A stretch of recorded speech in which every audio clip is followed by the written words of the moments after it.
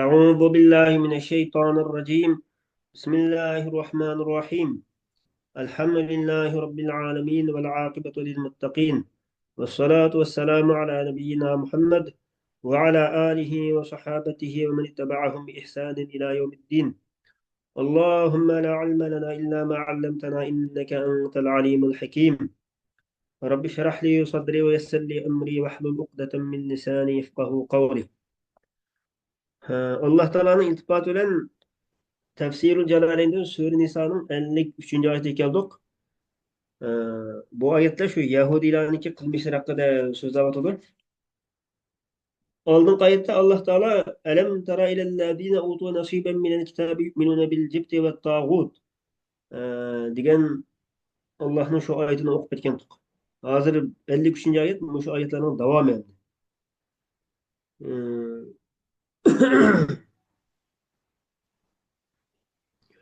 Kitaptan nesibi belirgenler yani Yahudilerini görmedin mi? Ular butka ve şeytanlık işinde. Kapırlarını körüstüp bular yani Kureyş kupparlarının yolu ima etqanlarınkidan texmi to'g'ridir deydi o. Deb kelib shu Yahudilarning qilmishini so'zlab kelib oxirida ana shular Alloh rahmatidan yiroq qilgan kishilardir. Alloh kimni rahmatidan yiroq qiladi ekan, uningga Allohning azobidan qutuldiradigan hech bir madadkor topolmaysan. Yoki ularning podshohlikdan nasibasi bormi? Yana shu Yahudilarning ichida hech qanday nasibasi yo'q. Agar bo'lgan bo'lsa, ziyoda bexillikdan ular kishilarga qilchilik narsa bermaydi. Yoki ular Alloh o'z fazlidan kishilarga bergan narsaga, ya'ni Muhammad alayhissalomga berilgan payg'ambarlikka hasad qilishamdi. Biz haqiqatan Ibrohim avlodiga kitob, hikmat berdik va ularga buyuk podshohlik berdik. Shu Yahudilarning qilmishlarini so'zlab kelgan shuning davomi Emlehum nasibun minel mulk. Yani ularning podshohlikdan nasibasi bormi? Yani leysa lahum şey'un minhu. Onundan hech qanday bir nasibasi yo'q.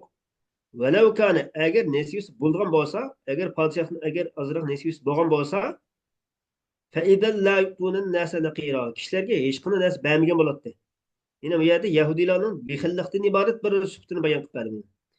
Shay'an tafihan qadran nuqrayn. Naqira degan bu nima degan gap keldi desa, noit arzimas bir narsa. Bir urug'chining ustidagi chekitning miqdorichilik shunchalik bir arzimas narsani kishilar bermaydi deydi. Li farati buxlihim. Ularning ziyoda bexil bo'lganligi uchun. Am yahsuduna an-nasa ala ma atahumullohu min fadlih. Am degan bel ma'nosi ekan. Ya'ni balki hasad qilamdi. Ya'ni yoki ular hasad qilamdi kishilarga. Ya'ni an-nas murad nabiy, payg'ambar alayhisalom. Alloh taolo ularga o'z fazlini ato qilgan narsaga hasad qilamdi. Yani Allah Teala Muhammed Aleyhisselam'a öz fazlını ata kılgan peygamberlikке bu ayollarının köptükinden ibaret şu nimetke hesap kılışam dedi. Yani ular Peygamber Aleyhisselam'dan aşı nimetinin yok olup gidişini arzu kıldı. Ular deydi ki لَوْ كَانَ نَبِيًّا لَشْتَغَلَ عَنِ النِّسَاءِ. Eğer o hakiki peygamber olgan olsa o ayollardan ner tuğan boladı. İştegale an dep kelgendeki şu edapla ner tuğan boladı. Ayollar bilan unchula bo'lib ketmagan bo'ladi demoqchi ekan. Shu Yahudilarning gapi bu. Deb shuni deyishgan ekan. Endi Alloh taolo shuni qarta deyotdi. Sizlar payg'ambar alayhissalom Muhammad alayhissalom ashta deydigan bo'lsanglar, faqat atayna ala Ibrohim al-kitaba val hikma va ataynahum mulkan azima. Biz ato qildik Ibrohimning oila tavobatiga. Ibrohimning oilasi degan İbrahim'den Murat şu Muhammed Aleyhisselam'ın babası.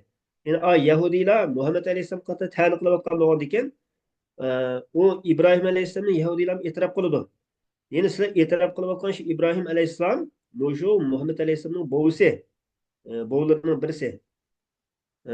Şu Muhammed Aleyhisselam'ın babalarının birisi olan İbrahim Aleyhisselam'ın ayet tavabatı boğan Musa Aleyhisselam Davud Aleyhisselam ve Süleyman Aleyhisselam'a okşaş peygamberlerge ata kıldı. Nimine? Kitapni ve hikmetni. Yani peygamberlikini ata kıldı. Ve ateynahum mulken azima. Ve onlara büyük padişahlığını ata kıldık. Bunun tefsiri de buna. Fekane li Davud. Davud Aleyhisselam'ınki 99 ayyalı batı dedi. Buna ilgili peygamberlerden hoşta köp ayalları boğanken o demek. Ve li Süleyman'a. Süleyman Aleyhisselam'ınki hör ayollar ve dedek körler bulup mingga yaqin ayoli bor dedi. Yine Süleyman Aleyhisselam qarta degan ma gapni İsroil qissalari debdi ma sharihisi. Bu gapga ham ancha ishni ketkazib bo'lmaydi. Balkim rasul bo'lishi mumkin. Faminhum man amana bih. Ularning ichidan, ya'ni Yahudiylarning ichidan Muhammad alayhissalomga imoyat qildilar va minhum man musadda anhu. Va ularning ichidan Muhammad alayhissalomning shariatidan Muhammad alayhissalomni yuz o'rgan bunday insonlar bor. Falam yu'min. Ya'ni imoyat etmadi. Ve kefa bi cehenneme sa'ira. Cehennem bu azap bu cihette yeterliktir. Yani ima etmeyenlerine karta cehennem azaptaş cihette yeterliktir. Hem bu cehennem diyen kandak cahil ise kinki ayette çöndürdüm. İnnellezîne keferû bi âyâtina sevfe nuslihim nâra. Kullama nadijat culuduhum beddelnâhum culuden gayrahâ liyadûkul azab.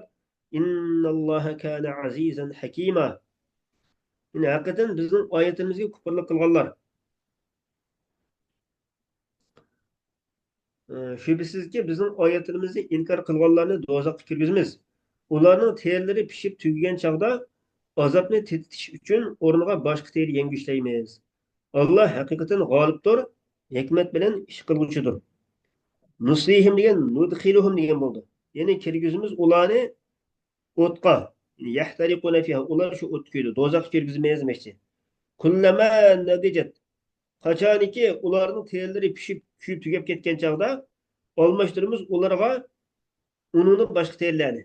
Endi insonning hozirgi yangi ilm fanni shuni tadqiq qilib bayqadyapsan.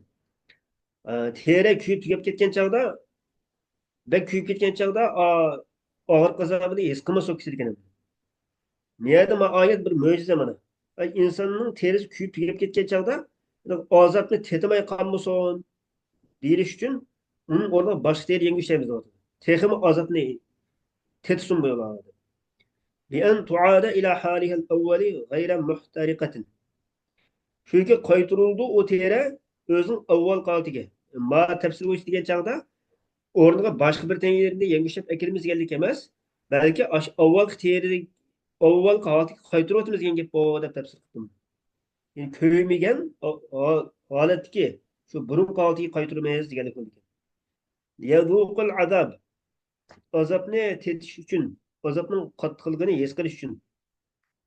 İnnallâhe kâne azîzen. Allah Teala azizdir. Yani Allah'ın hiç neyse aciz kılınmaydı.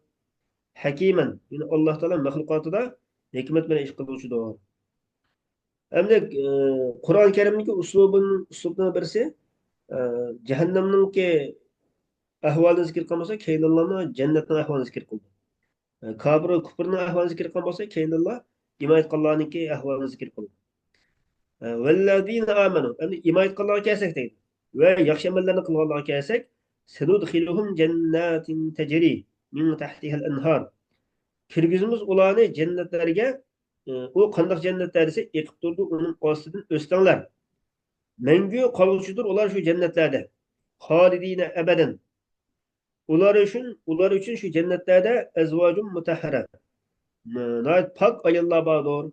Yine mutahhara degan bu pak ayollar qandoq pak ayollar desa hayizdan va har qandoq paskinchiliklardan pak bo'lgan shunaqa ayollar demoqchi ekan.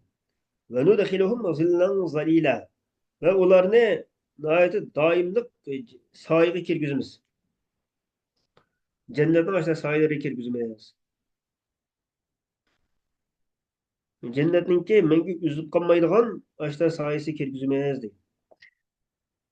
Xo'sh, keyingi oyatda bu bir ahkam hukm chiqadigan oyat hamda. İnnallâhe ye'murukum en tu'addul emanati ila ahliha ve izâ hakemtum beynen nâs en tahkumu bil adl innallâhe ni'amma ya'izukum bih innallâhe kâne semî'an basîrâ. Şüphesizki Allah Teala sizlarni amanetlerini igisi qaytarışqa kişiler arasında hüküm kılganda adil hüküm kılışqa buyuruydu. Allah sizlarga nasihat qilgan ishlar nima degan yaxshi. Allah haqiqatan so'zinglarni anglab turguchidir. El emanet degan mektumine aleyhi minel hukuk. Sizlerge ada kılın, sizlerge amanet koyulgan hak hukuklar. Yani başkalarına kaytırıp verilgan bu da amanetler. Ee, Amanet koyulgan narsalar. Şunlar narsalarni Alloh taolo o'zining ahliga qaytirib ado qilishinglarga buyuruydi deydi. Bu oyat qanday ahvol ostida nozil bo'lgan desa, shu o'z vaqtida payg'ambar alayhissalomning davrida Kabaning ochqichi Osmon ibn Talha al-Hajabiy degan sahoba ekan. Ali roziyallohu anhu shu Osmon ibn Talha degan sahobadan Kaba Sadini hali shu Kabaning xizmatini qiluvchi Kabaning xizmatkori demoqchi. Kabe'nin hizmetini kılgan Aşı Osman degan Osman radıyallahu anhu'dan mecbur halatda Kabe'nin oşkuçunu ilib olgan çağda nozil bo'lgan deydi. Bu qanday vaqtda yuz bergan desa, payg'ambar sollallohu alayhi vasallam Makkani fath qilgan yilda Makkaga kelgan chog'da Osman radhiyallohu anhu payg'ambar alayhisolamga oshkuchini bermagan ekan, Kabe'ning oshkuchini bermagan ekan. Bu taxim musulmon bo'lgan vaqtda Hazrat Osman ibn Talha degan sahoba. Ve diyenken lev alimtu ennehu Resulullah. Ben onun Allah'ın peygamber ekanligini bilgen bolsam Kabe'den çekinmeydim. Kabe'den kirişten tosmagan boladım. Dep şunu ayıptı. Şununla peygamber aleyhisselam sallallahu aleyhi ve sellem Kabe'nin açkışını açını kaytırıp berişke buyurgan. Hazreti şu Kabe'nin hizmetkarı olan şu Osman ibn Talha diye sahabeye açkışını kaytırıp berişke buyurgan. Ve diyen ki hake halideten talideten. Ali raziyallahu anhu şu Hazret Osman deyen gepildi. Bu hake degan olg'in huz demoqchi kelmaydi. Bu oshqush menga senda qilib qolsin og'ay deb uni qaytirib beribdi. Shundan bu Osman bu gapdan ajablanib hayron qolgan vaqtda ajab bu oshqushni bular g'olib insonlar turib hozir mana bir oshqushni qaytirib berdi degandek hayron qolgan gapda bu yerda. Hayron qolganda Ali roziyallohu anhu mush oyatni o'qib bergan deydi. O'qib bergandan keyin shu darhol joyida musulmon bo'lgan ekan. Shu Kabe'nin xizmatkori bo'lgan Hazrat Osman. Ve a'tahu inda mevtihi li akhihi Shayba. Shuni Hazrat Osman bu oshqushni o'likda vaqtda qilinishi Shaybaga bergan. Shuni topshirib bergan ekan. Fabaqiya fi waladihi. Keyin bu Shaybaninki bolasini qilib qolgan edi bu oshqushni. Xo'sh, bu oyat xos bir sababning ustida nozil bo'lgan bo'lsa-mu, bu oyatninki omliqi e'tiborga ilindi bi qarinatil jam'i. Yani hammaning jam'ininki qarinasi bilan ya'murukum deb jami holatga kelgan bo'lgan ekan, har qanday shu omonatni o'z ahliga qaytarish kerak. Bu Allohningki amri deb boshqa tushunimiz demoqchi. Va yana Alloh taolo sizga shuni buyuruydiki, va idza hakamtum baynan nas an tahkumu bil adl. Kishilar orasida hukm qilib qolsanglar, odillik bilan hukm qilishinglar buyuruydi. Innalloha ni'ma ya'izukum bih. Alloh taolo sizlarga vaznasiz qilgan narsa nima degan go'zal. Ni'ma degan so'zningki asli mimni, ni'madagi mimni ma'ga idg'om qilingan deydi. Ni'ma va ma mavsub nakir bo'lgan ma'ga idg'om qilinib ketgandan keyin ni'ma bo'ldi demoqchi. Ya'ni ni'ma shay'an asli ni'ma shay'an nima degan go'zal. Alloh sizlarga vaznasiz qilgan narsa. Bu Alloh vaznasiz qilgan narsa nima desa, omonatni joyiga ado qilish va odillikni hukm qilish. Alloh taolo aytilgan so'zlarning hammasini anglab turguchidir va qilinayotgan ishlarning hammani ko'rib turguchi zotdir. Xo'sh. Hem keyingi oyatda Alloh va Allohning rasuliga itoat qilishniki muhimlik haqida. Ya ayyuhallazina amanu ati'ulloha va ati'ur rasula va ulil amri minkum. Ey iymon etgan mu'minlar, Allohga itoat qilinglar, payg'ambarga itoat qilinglar va o'zinglarning ichidagi ish egalariga itoat qilinglar. Al-vulata, ya'ni valiylarga, ish egalariga. Agar ular ida amarukum, ish egalari sizlarni Allohga va Allohning rasuliga itoat qilishga buyurib qolsa, shular itoat qilinglar. Undan keyin agar Allohga osiy bo'lgan ishlar buyurib qolsa, ularga itoat qilmas kerak ekan. Lekin Allohning Rasulininki hukmida chetdab ketmagan ahvol ostida bir ishga buyurgan bo'lsa, itoat qilish kerak degan hukm chiqdi buni. فَإِن تَنَازَعْتُمْ فِي شَيْءٍ Agar ixtilof qilishib qolsanglar bir narsada, shay'in degan yuqorqi oyatda Allohga Alloh Rasul itoat qilin degandan oyat hadisda aniq kelgan narsada shu bo'yicha itoat qilin degan bo'ldi.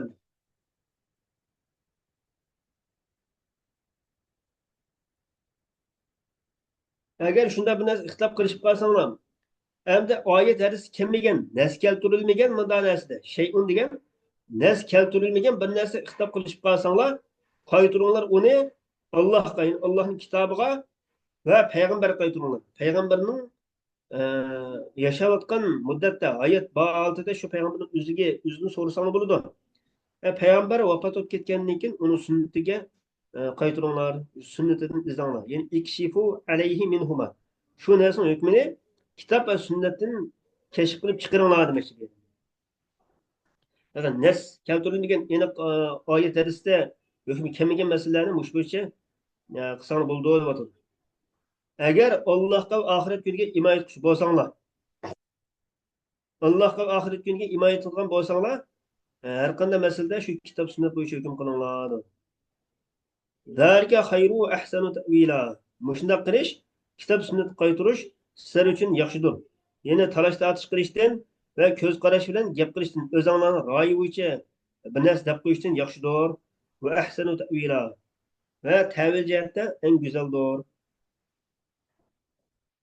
Yana oqibat jihatda ta'vila degan ma'alan, yani oqibat jihatda eng go'zaldir deydi.